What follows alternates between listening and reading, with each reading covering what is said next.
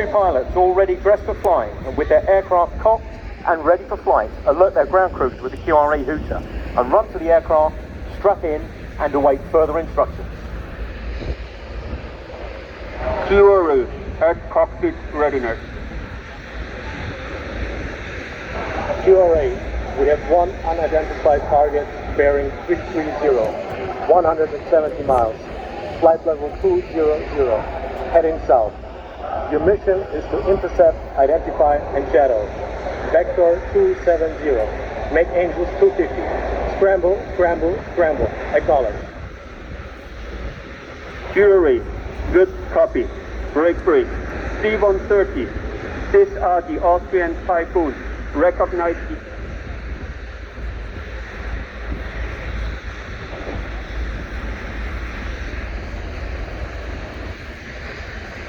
So both aircraft have acknowledged. 270, make angels 250.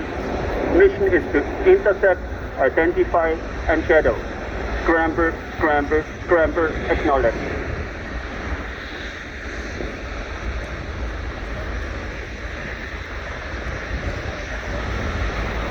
So at this point, with engines already running, the aircraft taxis from the QRA shed, which is at the end of the main runway into wind, get to the end of the runway and launch. And I can tell you from experience, the adrenaline is pumping. At this moment in time, you have no idea what you are going to come across.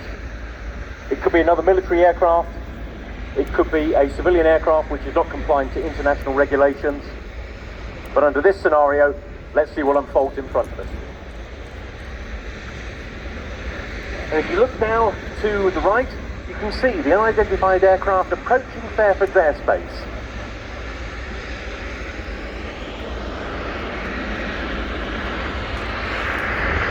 The fighters, as we heard, are ready to respond to it, and here they go, the two Austrian Air Force Eurofighter Typhoons.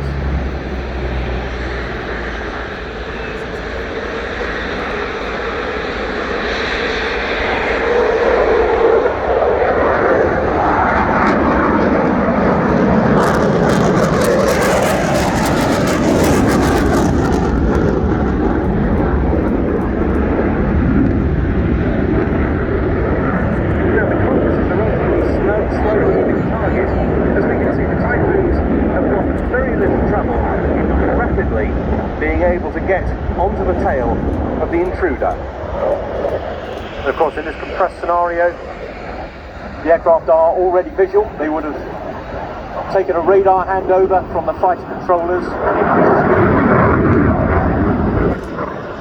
picked up the target on their own internal radar and conducted an intercept.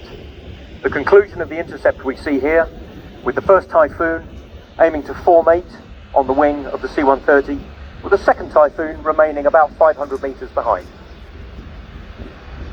So what's the reason for this particular formation configuration that they're demonstrating? So the first aircraft will pull up alongside the C-130 to establish visual contact. Written on the fuel tanks of the aircraft, it says contact 121.5, which is the VHF frequency for guard, and communication should be established from the radio communication. If it isn't, there are a whole bunch of internationally recognised visual signals that the aircraft can show, which is either to follow me or to land at the airfield beneath. But in this scenario, radio communication has been established. QRA, new task, enforced landing at Fairport. QRA, good copy, break. C-130. These are the Austrian Typhoons. Recognize the aircraft on your right wing.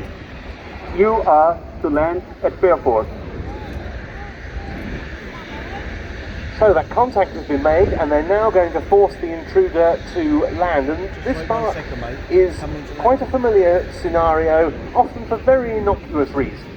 Yeah, it can easily be just lack of communication. It can be an unserviceability within the aircraft, and post 9/11. It could also be for a disruptive passenger on board and you're not quite sure of what the motives of that passenger are. Once again, we see the aircraft with a Typhoon in formation with it, with the second Typhoon remaining about 500 meters behind, and this is for good reason. Should the aircraft decide to do something stupid and not comply, then the trailing Typhoon is within weapons parameters and could gain a weapons solution if required.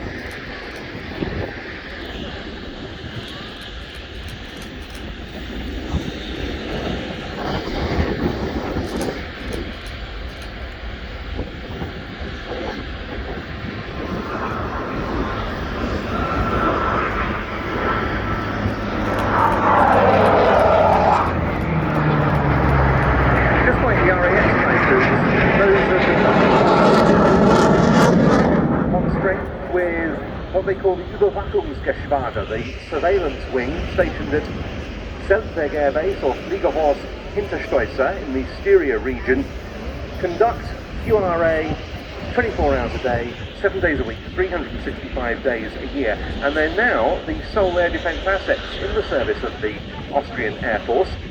This following the retirement of the Saab 105, which held some of that burden until late 2020 when it was phased out. And of course the Saab 105 would have been used for intercepting slow-moving targets, light aeroplanes and so forth. And of course that's a role that could also be performed by a helicopter, such as the Puma during the 2012 Olympic Games, where the crewmen would have a number of boards with instructions, primarily against a general aviation target that probably got lost heading towards one of the stadiums.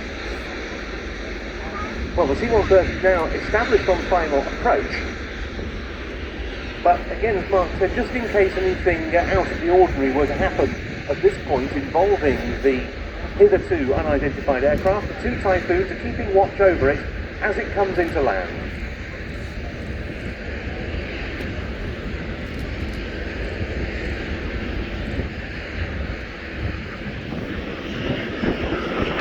Like they've been successful in their mission. And